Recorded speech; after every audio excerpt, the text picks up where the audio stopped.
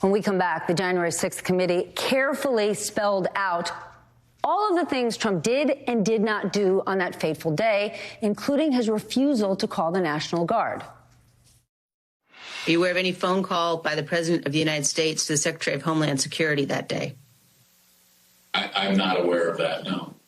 Did you ever hear the President No. ask for the National No. Guard? Did you ever hear the President ask for law enforcement response? No. Hey, the Commander-in-Chief, you got an assault going on the Capitol of the United States of America. And there's nothing. No call, nothing, zero. And there was a phrase we heard often, a dereliction of duty. We're not going to go to commercial break. I want to bring right in Frank Figliuzzi, former FBI Assistant Director for Counterintelligence, and Michael Steele, former chairman of the RNC and former Lieutenant Governor of Maryland. Frank, you have decades of law enforcement experience. Was what we heard tonight a dereliction of duty?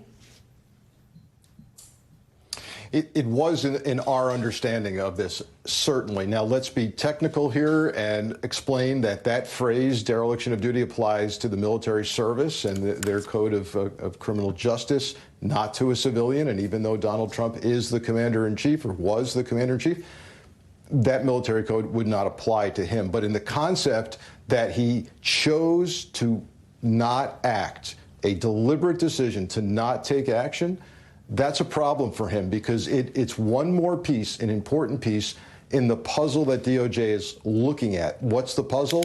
What was going on in terms of intent and mindset inside Donald Trump's brain? We got more of that today because leaders choose not to act. And so when you put all of his actions, calling Georgia, asking for one more vote, disregarding all of his experts telling him there's no fraud here, then going over the cliff and getting the crowd involved and rallying them up, now you see the inaction because he wanted it to happen. That all comes together to show intent and mindset. Michael, what's going through Mitch McConnell's mind tonight? Just hoping Republicans didn't watch this? Fox News didn't air it. I can't believe we're going to, not win the Senate this year or, actually, to be honest, the House could find some interesting twists and turns now that this committee is pushing into September. Look, McConnell's been very concerned from the very beginning, Stephanie, about the politics of all of this. There were some disagreements about the way McCarthy handled this. There are a lot of Republicans who felt there should have been a greater presence of Republicans on this committee, if not just to throw firebombs, but just to kind of, give them an opportunity to have a different conversation. That has not been able to materialize because the most effective voice in the Republican Party laying down indictment after indictment of Donald Trump is none other than Liz Cheney. Oh, my God, the girl is bringing Michael, receipts. Hold on. These concerned Republicans that you talk about who've been concerned for a long time, where do they express these concerns? Cookouts with their friends and family? They hold public office, which means these concerns they have should be shared in the public. And last I checked, you got a whole slew of election deniers running for office this November. Yeah, but Stephanie, the public don't elect them. Their base elects them. All right. So they're not interested in talking to the three of us or sharing those thoughts and concerns with us.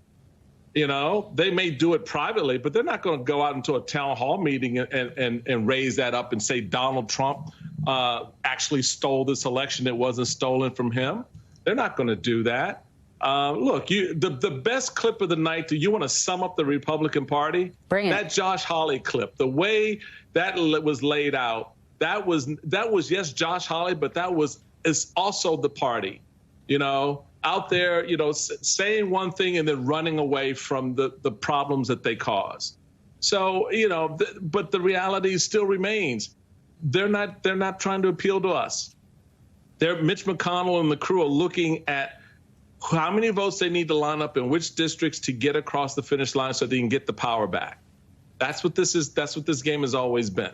the problems they cause. What about those who let the problems get worse? Frank, we learned that law enforcement, Secret Service, they knew that there were guns on the premises, right at the rally, which was very close to the White House.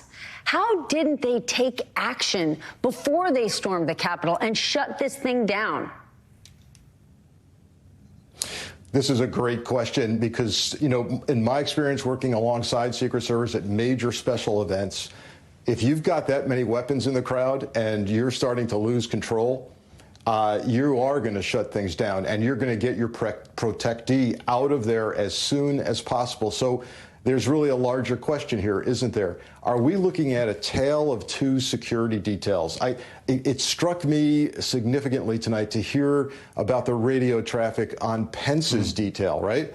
They literally, I mean, this is just really something as a law enforcement officer to actually start talking about contacting your family and saying goodbye to them. I love you. Is that what they were going through? And then let's contrast that with what we don't know about Trump's detail. What's happening at the White House? Why, as you said, Stephanie, why aren't they pulling him out of a crowd that has multiple weapons in it? So I think there's more to this story, and I hope it's not a story of two details of, you know, how can you listen to your brothers and sisters calling for help on the Pence detail and you're sitting there at the White House as if nothing is happening? We need more detail about the detail. Well, Mr. Figliuzzi, you better buy a 4-leaf clover and make some wishes, because your hope, I don't think it's going to take you too far. Yeah, I think there are two details here. Yeah.